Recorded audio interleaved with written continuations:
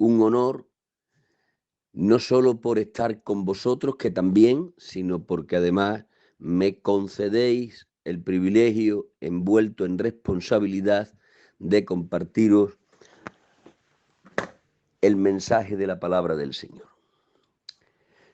Quiero hoy ser fiel a lo que siento en mi corazón, y unos minutos antes de entrar a conectarme con vosotros, subía un texto de la palabra del Señor a mi corazón, y siendo fiel a eso que en mi corazón he sentido, es del texto del que os voy a predicar. Voy a intentar no robar más tiempo que el estrictamente necesario para compartiros lo que hoy tengo de parte del Señor. El texto en cuestión se encuentra en el libro de Nehemías, en el capítulo 6 y en el verso 15. Aquellos que tengan Biblia me pueden seguir en esta lectura, que va a ser excesivamente reducida.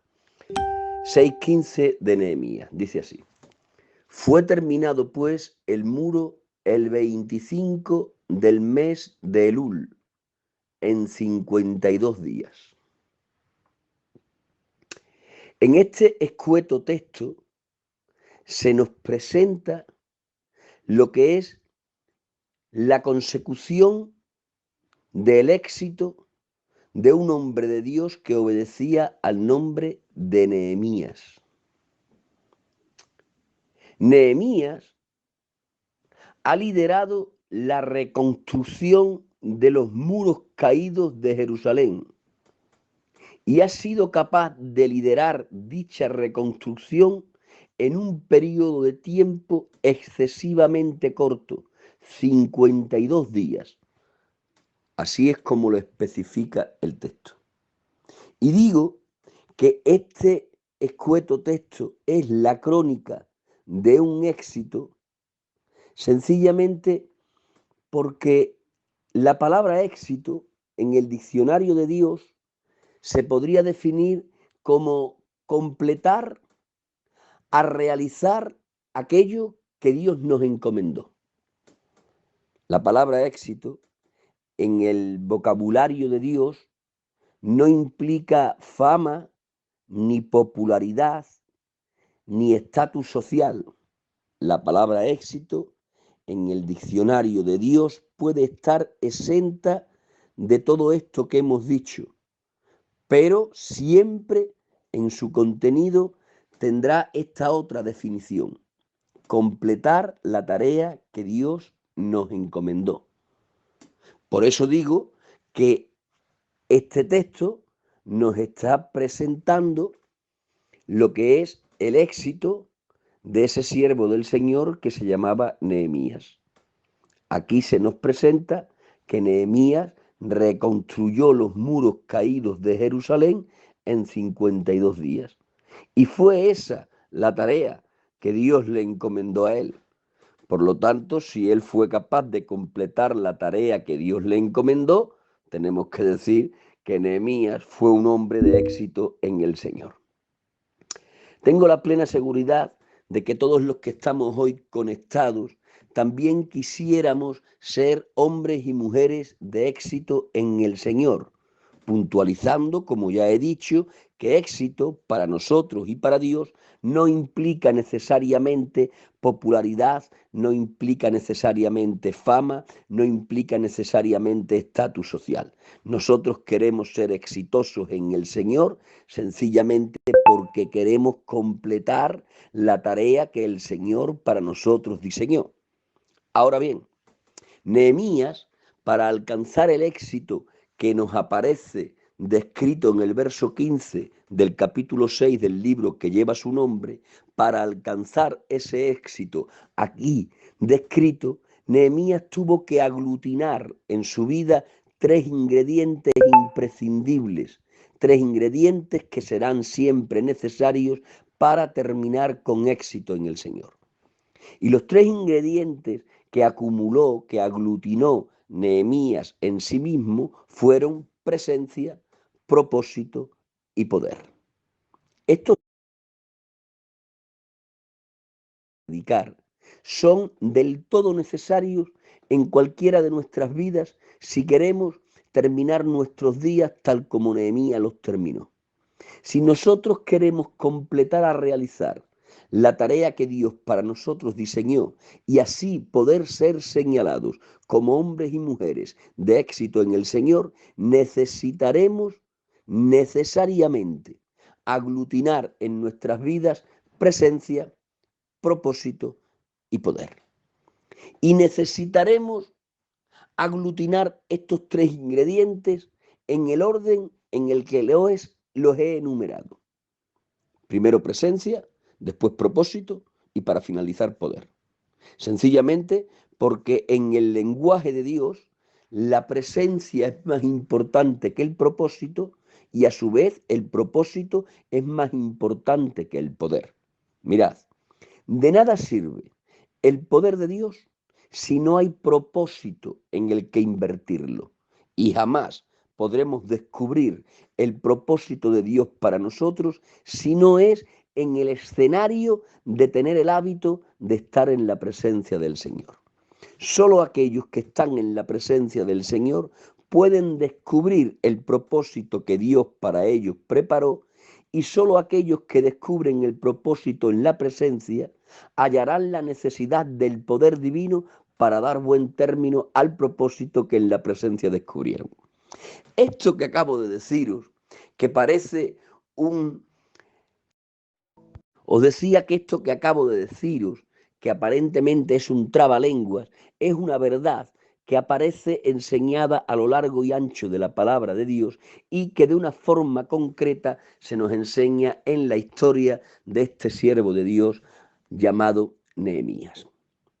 Mirad, para poder yo estar ilustrando esta verdad de que necesitamos acumular en nuestra vida presencia, propósito y poder para terminar siendo hombres y mujeres de éxito en el Señor, para poder yo compartiros esto, me vais a permitir, a manera de introducción, de usar a la figura de Nehemías y también a la figura de Artajerjes, que fue el monarca bajo el cual Nehemías sirvió.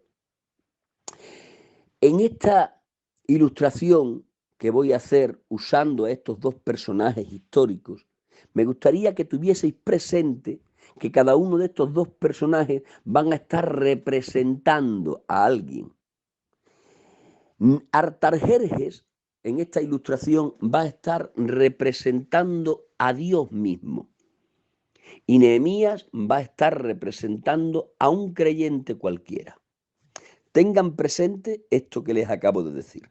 Nehemías representa a Dios, Artajerjes a un creyente cualquiera. Teniendo presente esa representación, vamos a mirar cómo Nehemías terminó siendo un hombre de éxito porque completó hacer lo que Dios le encomendó, sencillamente porque aglutinó en su vida presencia de Dios, en la cual encontró el propósito que Dios para él diseñó, y en el descubrimiento del propósito se percató de la necesidad imprescindible del poder de Dios para llevar a buen fin el propósito que en la presencia descubrió. Nehemías nos cuenta el capítulo 1, vamos a empezar con la ilustración a manera de introducción de este mensaje. Nehemías, en el capítulo 1 del libro que lleva su nombre, nos aparece como un copero del rey Artajerjes.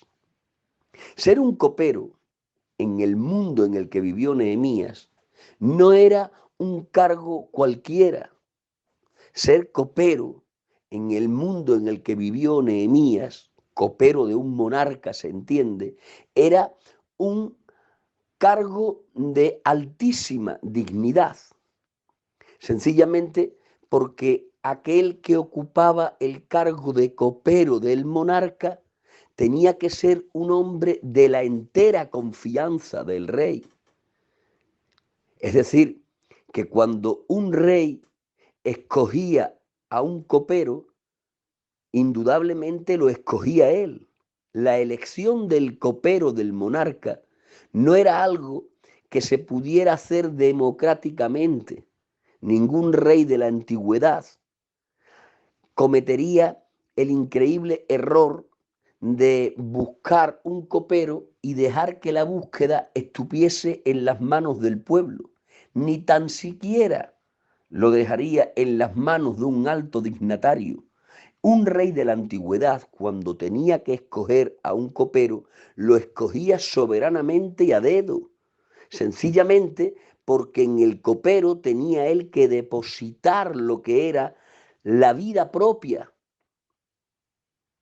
Os recuerdo lo que sabéis, los coperos de la antigüedad eran aquellos personajes, era aquella figura que tenía que catar la comida del rey antes de éste comerla y que tenía que beber el vino del rey antes de éste beberlo. ¿Por qué? Sencillamente porque los monarcas de la antigüedad siempre vivían en el riesgo de poder ser envenenados a través de la comida o de la bebida. Y ante ese riesgo es que se hizo necesaria la figura de los coperos en lo que eran los palacios reales. El copero tomaba la comida antes que el rey y tomaba la bebida antes que el rey. ¿Por qué? Porque si la comida o la bebida estuviesen envenenadas, moriría el copero y el rey preservaría la vida. Mirad el lazo tan estrecho de amistad que tendría que haber entre el monarca y el copero. Si el copero no fuese de la entera confianza del monarca, si realmente no le amase a través de esa relación de confianza, el copero bien pudiera tomar una comida envenenada, hacer como que la ingería y no ingerirla, y de esta manera la vida del rey quedaría en un altísimo riesgo.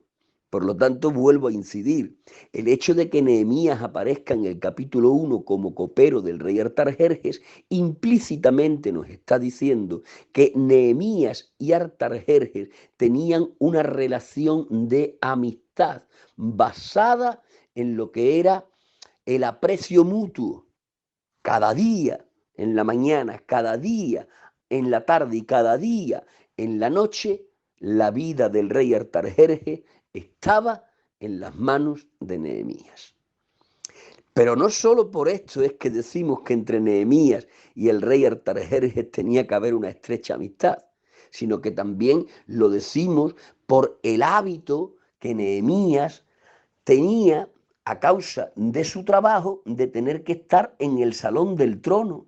Nehemías estaba en el lugar de mayor importancia de todo el palacio prácticamente a todas las horas del día.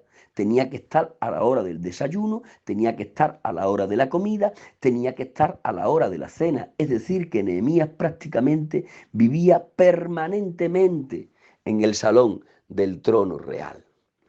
Mirad si había una estrecha relación entre Nehemías y Artajerjes, que el texto sagrado en el capítulo 1 dice que era capaz el rey Artajerjes de leer el corazón de Nehemías con tan solo verle su rostro. Dice el texto concretamente que el rey Artajerjes miró el rostro de Nehemías y le dijo: algo le está pasando a tu corazón. Vio la tristeza del rostro y en el rostro pudo leer el corazón. Eso tan solo puede ocurrir entre dos personas que han cultivado una excelente relación de amistad. Poder ver el corazón del otro con tan solo ver el rostro, eso es un indicativo claro de que entre uno y otro había una estrechísima relación de amistad. Es decir, que entre Artajerjes, el rey, que en esta ilustración está, y Nehemías, que en esta ilustración está simbolizando a un creyente cualquiera, entre Artajerjes en el lenguaje simbólico Dios y Nehemías en el lenguaje simbólico un creyente cualquiera, había una estrechísima relación de amistad. Nehemías estaba habituado a estar en la presencia del rey. El creyente estaba habituado a estar en la presencia de Dios. Y por estar en la presencia es que Nehemías encontró el propósito que Dios para su vida diseñó. Mirad, dejadme anticiparme diciéndoos algo en esta noche. Ninguno de nosotros seremos capaces de encontrar el propósito que Dios para nosotros preparó, a menos que estemos habituados a estar en la presencia del Señor. Solo aquellos que tienen el hábito de estar en la presencia del Señor son los que encuentran el propósito que Dios para ellos preparó. Solo a través de la relación de amistad con Dios hay revelación para poder encontrar el propósito que Dios para nosotros preparó. Nehemías cultivó una relación estrechísima de amistad con Artajerjes, que está simbolizando a Dios. Y a causa de estar continuamente en la presencia es que pudo hallar el propósito. Dice el texto sagrado en el capítulo 1 que estando Nehemías como de costumbre en el salón del trono en la presencia del monarca, es que vinieron unos emisarios de tierra de Israel, unos compatriotas que seguramente venían a rendir cuentas al monarca del estado de la lejana provincia de Judea. Y cuando estos llegaron, es que entonces Nehemías les preguntó: ¿cómo está Jerusalén? ¿Cómo está la tierra de los sepulcros de mis padres? Y estos le respondieron diciéndole: Jerusalén está en gran mal y afrenta. Las puertas están quemadas a fuego y los muros están derribados. ¿Por qué pudo recibir esa información Nehemías? Porque estaba en la presencia del rey. Si Nehemías no está en el salón del trono, no puede ver a los emisarios que venían de Israel, ni les puede preguntar, ni puede recibir la información que recibió. Él se entera del estado en el que está Jerusalén porque está en la presencia del monarca. Y cuando él se ha enterado de que los muros están derribados y las puertas consumidas por el fuego, a partir de que él ha recibido esa información, su vida ha cambiado de una forma drástica, diametral. A partir de ahí, Nehemías ya no vuelve a ser el mismo. Hasta ese momento él tenía asumido su papel de copero, pero esta información que ha recibido en la presencia del monarca le ha cambiado la vida desde el interior hasta el exterior. Dice el texto sagrado que a partir de ahí Nehemías empezó a sentir una profundísima carga por los muros caídos y por las puertas quemadas. Era una carga tan pesada que dice el texto que él empezó a orar en el mes de Quisleu y estuvo orando hasta el mes de Nisán. El mes de Quisleu es el equivalente al diciembre nuestro y el mes de Nisán es el equivalente al mes de abril nuestro. Es decir, que la carga es tan pesada que le lleva a una profunda oración desde diciembre hasta abril. Diciembre, enero, febrero, marzo, abril, 4 meses de profunda oración. ¿Por qué? Por la noticia que recibió acerca de que los muros estaban caídos y las puertas consumidas por el fuego.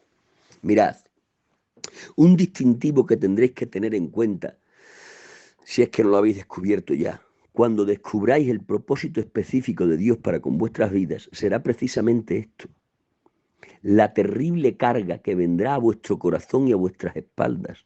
Cuando descubrimos la tarea, el propósito que Dios preparó para nosotros, cuando descubrimos el porqué y el para qué de nuestra existencia, entonces dejamos de vivir hasta que entramos en el camino de ese propósito. Dejamos de ser felices hasta que podemos entrar en los cauces de la tarea que Dios para nosotros preparó. Cuando uno descubre el propósito de Dios, ya no puede ser feliz a menos que esté transitando el camino del propósito que Dios para él preparó.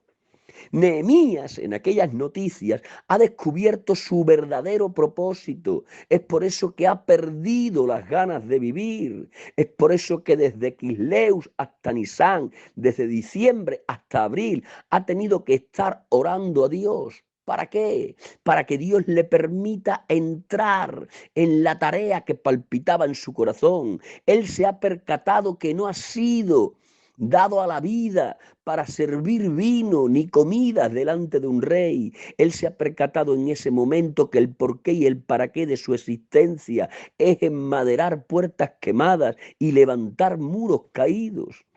Ha descubierto el porqué y el para qué de su existencia. ¿Por qué ha descubierto el propósito? Perdón, sí, ¿por qué ha descubierto el propósito? Sencillamente porque tenía el hábito de estar en la presencia. Solo en la presencia del Señor se descubren los propósitos que Dios para cada uno de nosotros preparó. Pero de que Nehemías ha descubierto el propósito por estar en la presencia, dice el texto sagrado, como os he dicho antes, que ha estado orando esos 4 meses. Al finalizar los 4 meses se le ha presentado la oportunidad. Le ha preguntado a Artajerjes, ¿qué te pasa? Tu rostro me dice que en tu corazón hay algo que anda mal.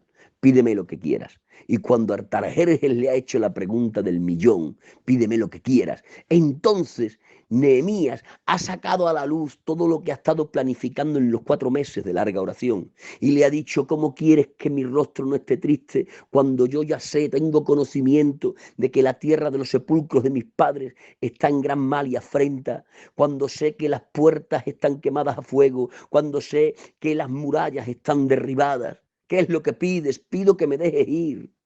Pido que me licencies de copero y me mandes para reconstruir los muros, para enmaderar las puertas. Y el rey se lo concede. Porque normalmente cuando cultivamos el hábito de estar en la presencia del Señor, no solo descubrimos el propósito de Dios para con nosotros, sino que en el descubrimiento de ese propósito también encontraremos lo que es el permiso de Dios para poder ingresar al camino del propósito que Él para nosotros preparó. El rey Artajerjes le ha dicho a Nehemías, ve, hazlo, levanta los muros caídos, enmadera las puertas quemadas. Pero cuando Nehemías se dispone a comenzar a transitar el camino del propósito que Dios para él preparó, cae en la cuenta de algo, cae en la cuenta de que el propósito es excesivamente grande y él es excesivamente pequeño. Mirad, cuando descubrimos el propósito de Dios y comenzamos a adentrarnos en él, la primera sensación que descubrimos al adentrarnos en los caminos del propósito divino es que el propósito de Dios es demasiado grande y nosotros somos demasiado pequeños. Nehemías ha caído en la cuenta de que son muchas las murallas que hay que levantar, de que son muchas las puertas que hay que enmaderar, y cuando ha visto la magnitud del propósito, se ha medido él con la magnitud de ese propósito y se ha visto como un liliputiense, se ha visto como un insuficiente, se ha visto excesivamente pequeño ante un propósito tan extremadamente grande. Y cuando uno ve el propósito de Dios tan grande y a sí mismo se ve tan pequeño, entonces uno cae en la cuenta de que no será capaz de cumplir el propósito que Dios para él preparó, a menos que Dios le conceda no solo el permiso para entrar en el propósito, sino el poder para completar el propósito que el propio Dios para él diseñó. Nehemías, cuando ha recibido lo que es el permiso de Artajerjes para dejar de ser copero y pasar a ser levantador de muros y restaurador de puertas, cuando ha recibido el propósito, cuando ha recibido el permiso, para entrar en el propósito, entonces ha caído en la cuenta de que es demasiado pequeño y el propósito demasiado grande. Se ha percatado de que no será capaz nunca jamás de cumplir el propósito a menos que tenga el poder necesario para hacerlo. Es por eso que Nehemías se ha vuelto al rey Artajerjes y le ha dicho, estoy contentísimo de que me dejes entrar en el propósito de levantar muros y restaurar puertas, pero he caído en la cuenta, rey Artajerjes, de que no tengo capacidad propia para hacerlo, por lo cual te ruego, dame salvoconductos. Esos salvoconductos, en esta larguísima ilustración que estoy usando, simbolizan el poder real para, valga la redundancia, poder realizar el propósito que Dios le encomendó. Dame salvoconductos, le dijo Nehemías a Artajerjes, salvoconductos para que en el camino nadie me pueda interrumpir, que cuando venga una guardia real y me diga que hacia dónde voy y qué permiso tengo para ir, yo pueda sacar el salvoconducto y presentar tu sello y tu firma, y que tu sello y tu firma me franqueen el paso para continuar. Pero dame también salvoconducto para que cuando llegue a Jerusalén pueda ir al bosque, y cuando yo vaya a los bosques a cortar madera para enmaderar la puerta, y cuando vaya a los bosques y a las canterías a tomar piedras para levantar los muros, tus siervos no me lo puedan impedir, para que cuando haya un siervo tuyo que me quiera impedir tomar madera, o para que cuando haya un siervo tuyo que me quiera impedir tomar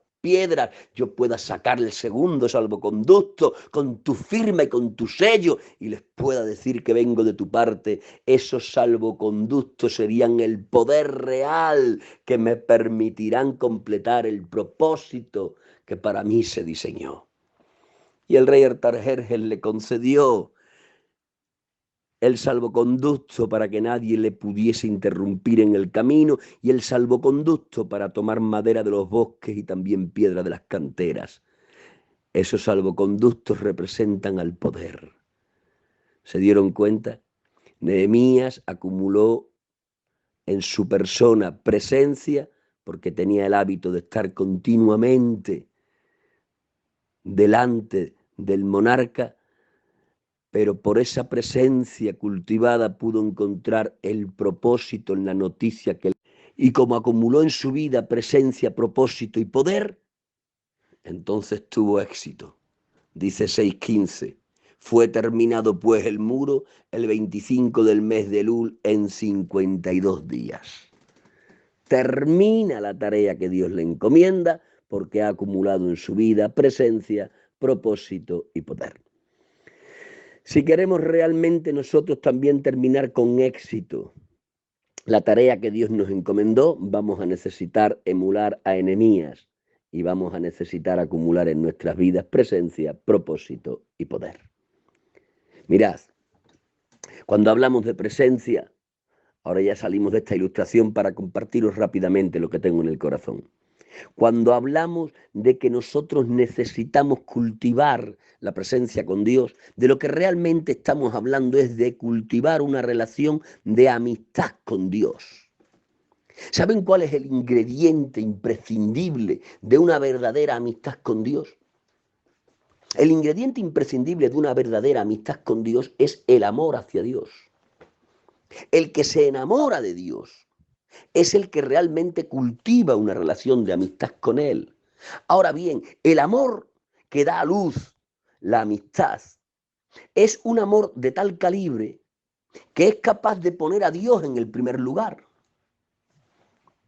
Le preguntaron en cierta ocasión a Jesucristo, dinos cuál es el primer y gran mandamiento. Y Jesucristo sin dudar respondió, el primer y gran mandamiento es amarás a Dios sobre todas las cosas. Cuando uno ama a Dios sobre todas las cosas, está cultivando esa amistad que nos permite vivir en su presencia. Ahora bien, ¿qué significa amar a Dios sobre todas las cosas? Sencillamente, lo que se dice, amar a Dios sobre todas las cosas, es tenerle por encima de cualquier otra cosa. Él sea el que ocupe el lugar preeminente. Lo voy a definir de otra manera. Amar a Dios sobre todas las cosas llega a cierto límite en el que tienes que entender que le amas a Él por lo que es más que por lo que te da. El que se enamora verdaderamente de Dios no solo es que le pone en el primer lugar por encima de los hijos, por encima de la mujer, por encima de los padres, por encima del negocio. No solo es eso, sino que el que se enamora de Dios de verdad y cultiva una verdadera relación de amistad con Él, este ama a Dios por lo que Dios es y no por lo que Dios tiene. Esta es la piedra de toque. Si realmente somos capaces de sincerarnos con nosotros mismos y delante de Dios examinamos nuestra vida, y preguntamos si realmente le amamos a Él por encima de lo que Él nos da, y la respuesta es afirmativa, entonces podremos estar seguros que estamos cultivando una relación de verdadera amistad que nos permite estar permanentemente en la presencia del Señor. Pero dejadme deciros algo. Hay muchísima gente que ama a Dios más por lo que Dios le da que por lo que Dios es. Dicho de otra manera, hay mucha gente que ama más a las dávidas de Dios que al Dios de las dávidas. Amamos a Dios en muchísimas ocasiones porque nos resuelve el problema de economía, porque nos sana el problema de enfermedad, porque nos concede la petición que tanto anhelamos y como nos da lo que queremos y como nos sana de nuestras enfermedades y como nos solventa las carencias económicas, entonces decimos que amamos a Dios.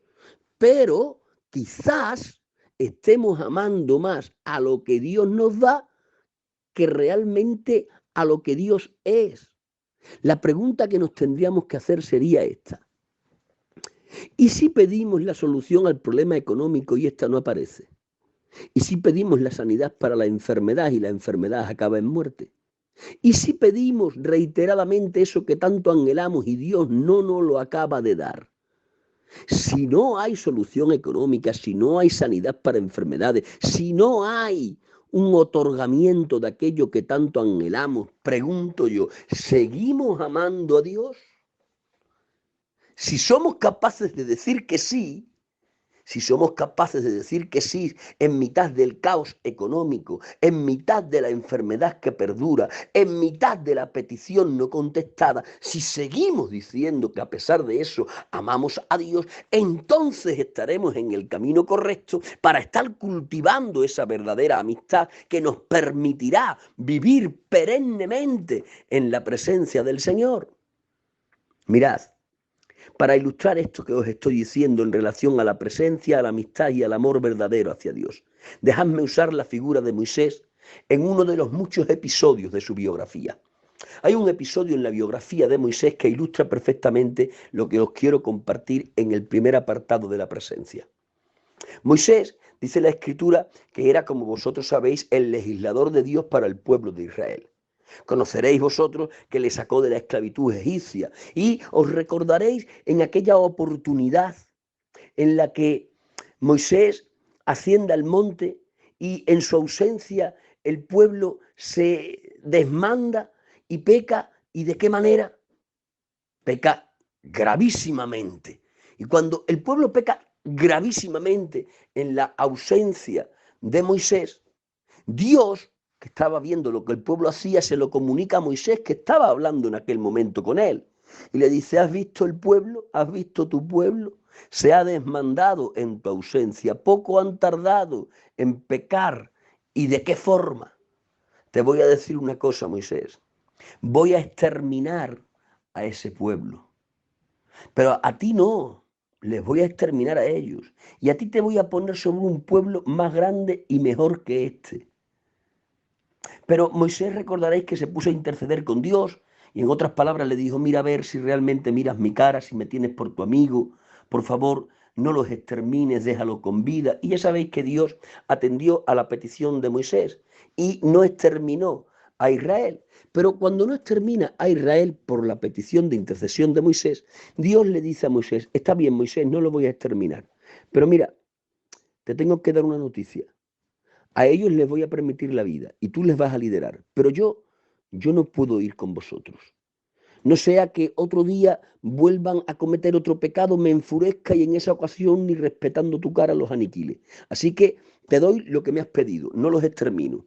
Y te quedo como líder de ellos, pero yo con vosotros no podré ir.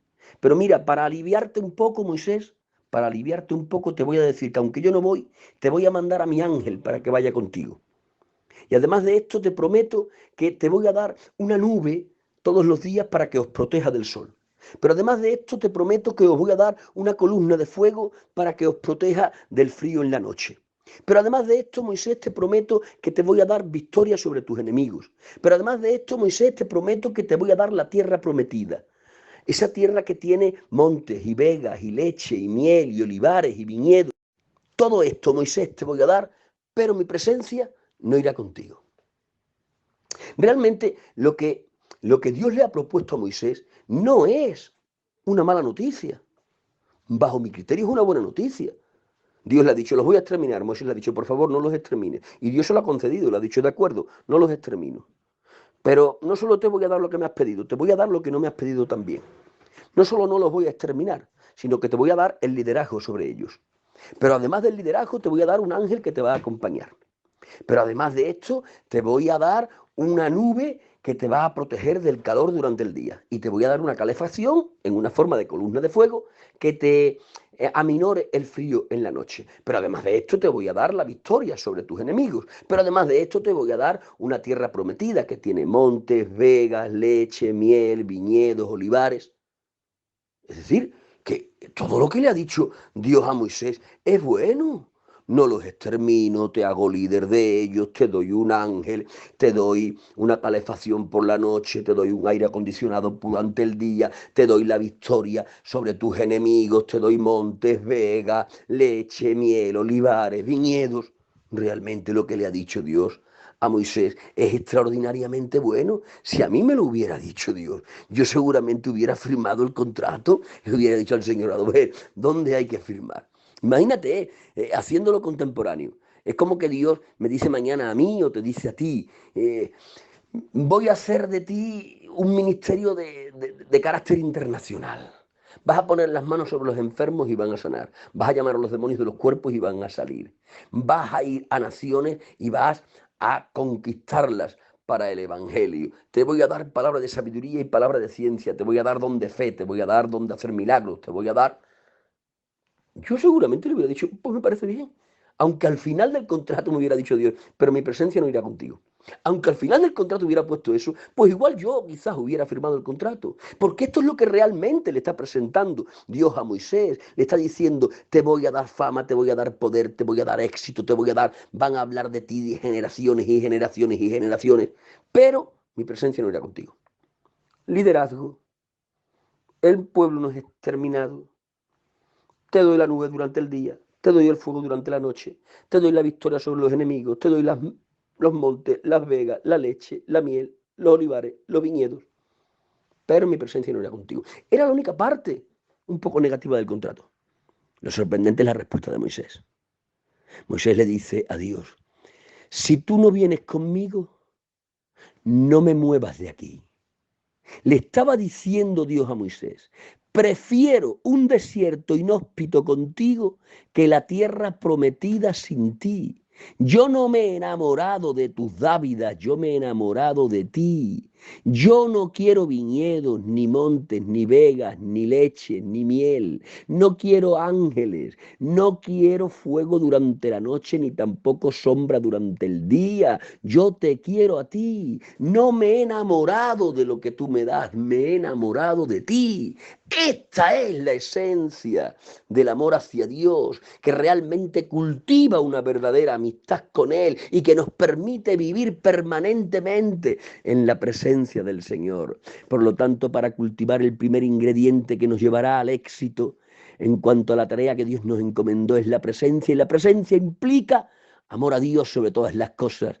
Pero no solo sobre todas las cosas materiales o humanas que podamos tener, sino amor a Dios incluso sobre aquello que Dios nos pueda ofrecer. Tener presencia implica tener amistad, y tener amistad verdadera implica amar a Dios por encima de las dávidas que Dios nos pueda entregar. Pero no solo nos haría falta, hemos dicho, la presencia, sino que también nos haría falta el propósito. El propósito que dijimos que se hallaba en la presencia. Recordamos a Nehemías, el personaje que usábamos al principio. Él encontró el propósito porque estaba en la presencia, estaba en el salón del trono y pudo escuchar a los emisarios que venían de Judea, y como consecuencia de escuchar a estos porque estaba en el salón del trono, pudo descubrir el propósito de Dios para con él.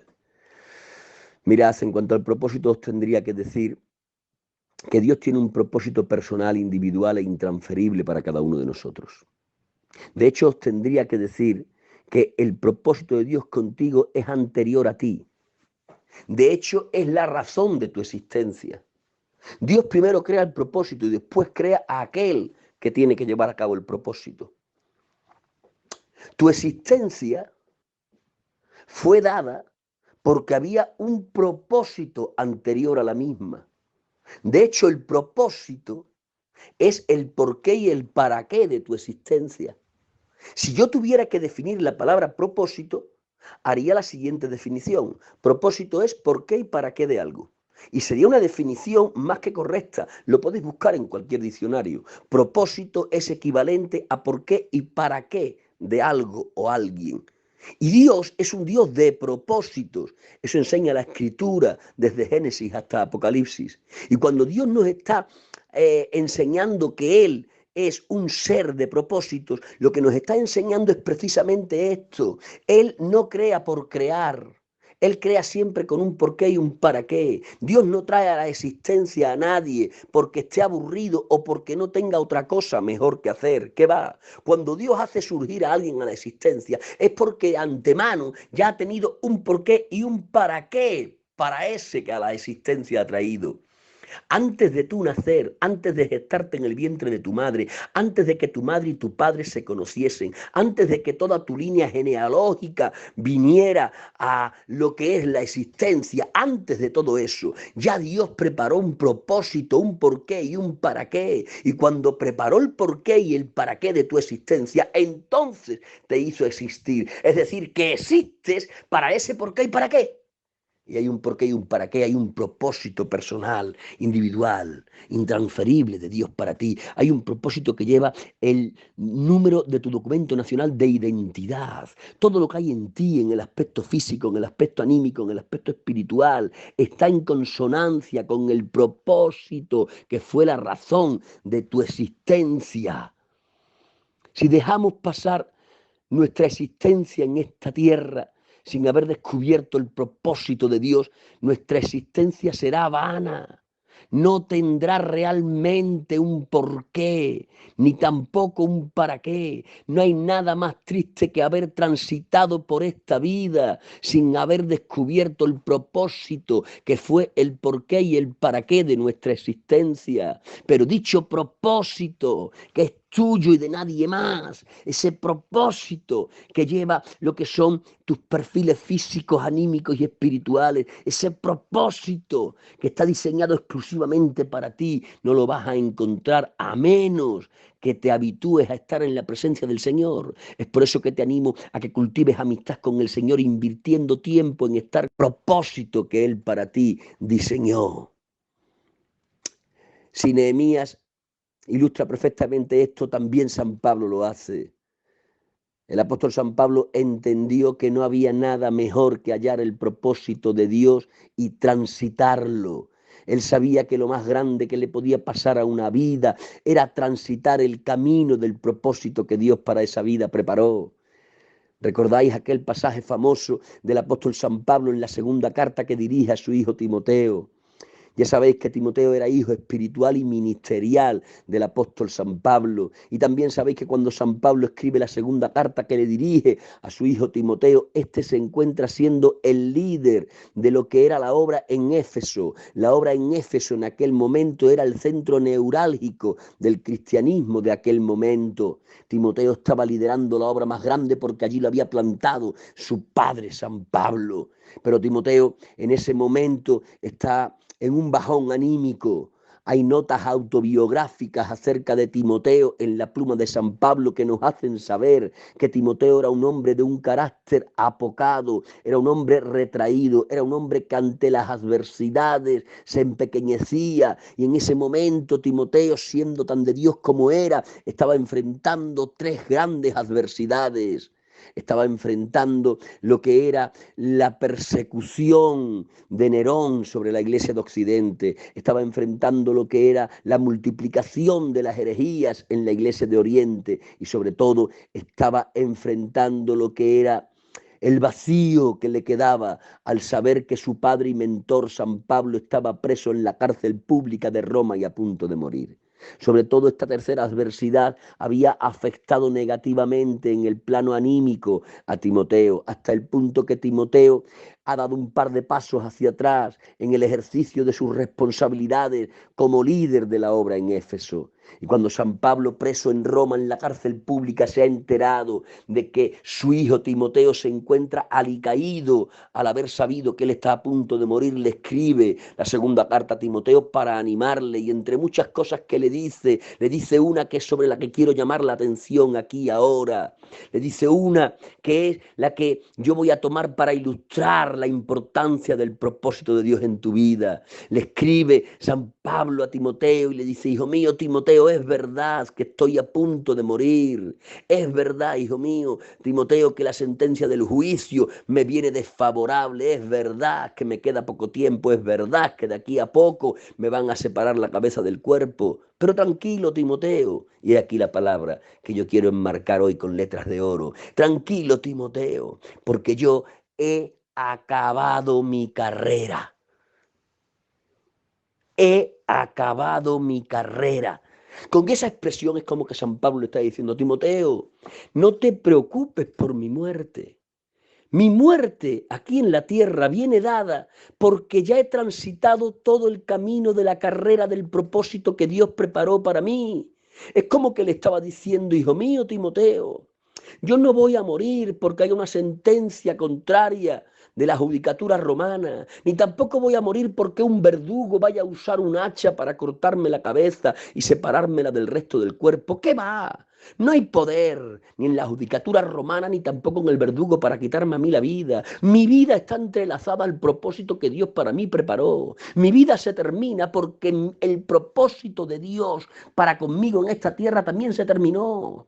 La vida del creyente y el propósito de Dios van entrelazados. El propósito terrenal de Dios para ti va entrelazado a tu vida. Cuando el propósito se termine, tu vida se terminará con él. Mi vida estará aquí todavía hasta que haya propósito de Dios para hacer. ¿Por qué? Porque el propósito divino es el porqué y el para qué de mi existencia humana. Mirad si tiene importancia el propósito.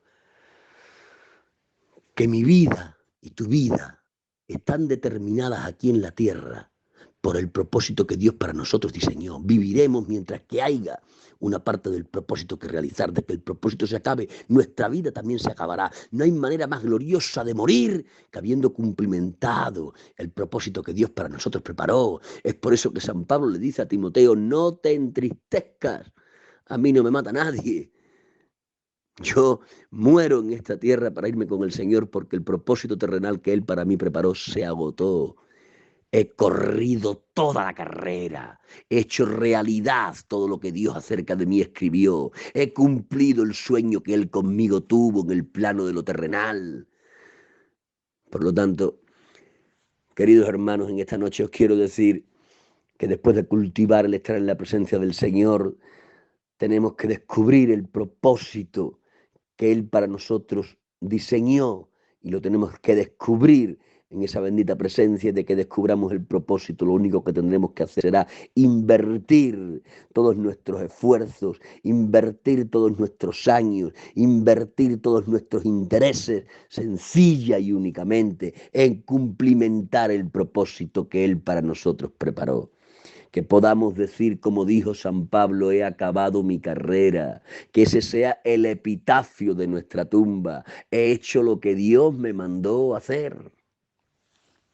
Ahora bien, y ya para terminar, cuando descubramos el propósito que Dios preparó para nosotros por estar en su presencia, entonces cuando descubramos ese propósito, nos daremos perfectamente cuenta que no podremos cumplir el propósito que Dios para nosotros preparó, a menos que seamos bautizados con el poder de Dios. No se pueden alcanzar los propósitos divinos ausentes del poder de Dios. Si quieres alcanzar el propósito que Dios preparó para ti, ese propósito que has descubierto en la presencia del Señor, entonces vas a necesitar el ingrediente del poder de Dios para cumplimentar el propósito que Él para ti preparó. ¿Recordáis a Nehemías? Volvemos al personaje principal del que estamos hablando. ¿Recordáis cuando a él el rey Artajerjes le permite entrar en el propósito de levantar muros y enmaderar puertas? Se lo ha permitido, pero él cae en la cuenta de algo. El propósito es demasiado grande, yo demasiado pequeño. Y se vuelve a donde Artajerjes y le dice: mira, me he dado cuenta que el propósito es muy grande y yo soy muy pequeño, por lo cual te vengo a pedir que me des del poder tuyo y que tu poder en mi mano me financie el poder realizar completamente el propósito que tú para mí preparaste. Cuando descubrimos el propósito de Dios, entonces nos damos cuenta de nuestra pequeñez. Y midiendo nuestra pequeñez con la grandeza del propósito de Dios, nos llenamos de humildad y venimos a donde Dios a reclamarle poder para financiarnos con su poder, la tarea de completar el propósito que Él para nosotros preparó. Es por eso que os aconsejo que de que en la presencia del Señor descubráis el propósito, arrodillándoos delante de nuestro Dios, le imploréis el poder que de Dios vais a necesitar para cumplimentar el propósito que Él para vosotros preparó. Dejadme ilustrar esto último con lo que son las personas de los apóstoles. ¿Recordaréis a los apóstoles del Cordero? Se les ha presentado Jesús resucitado en el aposento alto. Y Dios en el aposento alto, estando los apóstoles en la presencia de Jesús. Qué bonito. Los apóstoles están en la presencia y como están en la presencia, descubren el propósito. ¿Quién les comparte el propósito? El propio Jesús. Jesús les revela el propósito porque ellos están en la presencia de Jesús. En la presencia se encuentran los propósitos. ¿Y qué le dice Jesús? Le dice, aquí estáis en mi presencia, por lo cual os revelo el propósito. Id y predicad el evangelio. En Jerusalén, en Judea, en Samaria y hasta lo último de la tierra. Ahí les revela el propósito. ¿Por qué? Porque están en su presencia. Pero cuando les ha revelado el propósito, ¿qué les dice inmediatamente después Jesús? Después de haberle dicho, el propósito es este, id y predicad el evangelio en Jerusalén, en Judea, en Samaria y hasta lo último de la tierra. Después de revelarles el propósito, ¿qué les dice Jesús inmediatamente? Inmediatamente después el Señor le dice, pero esperaos en Jerusalén hasta que seáis investidos con el poder de lo alto. Les ha desvelado el propósito, id y predicad hasta los últimos confines de la tierra, pero esperad, no comencéis inmediatamente. Primero necesitáis un último ingrediente, ser investidos con el poder de lo alto. Queridos apóstoles, sin el poder, sin la investidura del poder, no podréis alcanzar a realizar el propósito de llevar el evangelio hasta los últimos confines de la tierra. Y es que no se puede completar el propósito de Dios ausentes del poder de Dios. Es por eso que Jesucristo les marcó el orden. Estáis en mi presencia, os voy a desvelar el propósito, id y predicad, pero no empecéis a hacerlo hasta que no seáis investidos con el poder, porque sin el poder de Dios no se pueden complementar los propósitos diseñados por el mismo Dios. Es por eso que llegó el día de Pentecostés y fueron bautizados en aquel poder que se manifestaba una señal de hablar en lenguas. Y aquel poder fue una investidura tan poderosísima sobre ellos que les financió el poder completar el propósito que Dios para ellos preparó. Queridos hermanos, si en la presencia habéis descubierto el propósito, ahora necesitaréis la investidura de poder que financie el poder completar el propósito que Dios para vosotros preparó. Vayamos de rodillas ante Él y vayamos a suplicar como suplicaba la iglesia primitiva. La iglesia primitiva se ponía de rodillas delante del Señor y le decía, te suplicamos que por nuestras manos hagas prodigios, señales, maravillas y milagros que confirmen a tu palabra. Pidámosle a Dios el poder suyo sobre nosotros para poder completar lo que es el propósito que Él para nosotros preparó. Ahora bien, y con esto voy a terminar, cuando vayas a pedir a Dios poder, no vayas a pedir poder por tener poder. Ve a pedir poder porque tengas propósito en el que invertirlo. Que a nadie se le ocurra pedirle a Dios poder si no tiene un propósito en el que invertirlo. Porque si se te ocurre ir a pedirle a Dios poder sin tener propósito en el que invertirlo, vas a estar declarándole a Dios que lo que tú anhelas es poder para promocionarte, para vanagloriarte. Nadie debe de anhelar el poder de Dios por tener poder. Cuando anhelamos el poder de Dios, es el anhelo nacido del reconocimiento humilde de que somos incapaces de cumplir un propósito que Él nos reveló por estar nosotros en su presencia. Por lo tanto, antes de pedir el poder, que tengas claro el propósito que Dios para ti preparó y que ese poder lo tomes no para promocionarte a ti mismo, sino para invertirlo en el propósito que Dios para ti preparó, porque has entendido que eres incapaz de hacerlo ausente del poder de Dios. Presencia, propósito y poder, si aglutinamos esto en nuestras vidas, culminaremos las mismas con éxito, tal cual Nehemías culminó. Esto es lo que tenía para compartiros. Deseo en el Señor que el Espíritu Santo añada lo que mi torpeza ha sido incapaz y que os sirva para bien. Dios os bendiga mucho y hasta otra oportunidad si el Señor permite. Qué bien, agradecemos al Señor por esta poderosa palabra de Dios. Agradecemos a Dios por